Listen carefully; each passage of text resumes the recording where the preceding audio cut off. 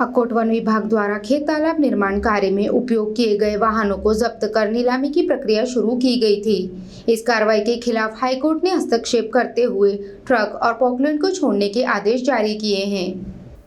अकोला जिले के अकोट वन विभाग द्वारा जब्त किए गए ट्रक और पॉकलैंड मशीनों को लेकर बड़ा न्यायिक फैसला सामने आया है। खेत तालाब के निर्माण कार्य में उपयोग किए गए कुल 10 ट्रक और एक पॉकलैंड को 18 नवंबर 2019 को वन विभाग ने छापामार कार्रवाई में जब्त कर लिया था। आरोप था कि मुरुम की ढुलाई करते समय यह वाहन वन क्षेत्र में सक्रिय थे, जिस पर नियम उल्लंघन का हवाला देते हुए विभाग ने इन वाहनों को जब्त कर नीलामी प्रक्रिया भी प्रारंभ कर दी थी। इस कार्रवाई के खिलाफ वाहन मालिकों ने पहले अकोट के अतिरिक्त सत्र न्यायालय में याचिका दायर की, जो खारिज कर दी गई। इसके बाद अधिवक्ता कमल आनंदानी, दर्शना आनंदानी और भावेन सूचक के माध्यम से मुंबई उच्च न्यायालय के नागपुर खंडपीठ में अपील दायर की गई।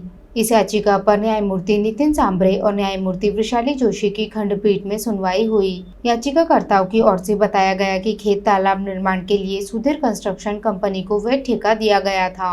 मुरुम की ढुलाई हेतु जिला अधिकारी कार्यालय से अनुमति लेकर बकायदा 35 लाख रुपए शुल्क भी अदा किया गया था।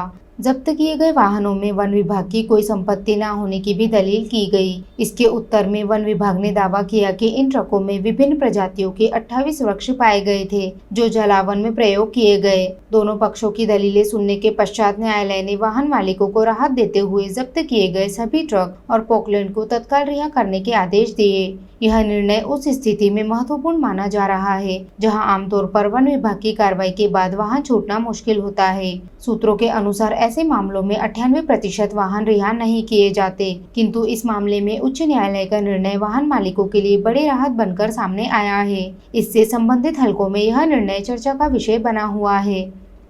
उन्होंने जिला व सत्र न्यायालय अकोट यहाँ पे याचिका दाखिल किया।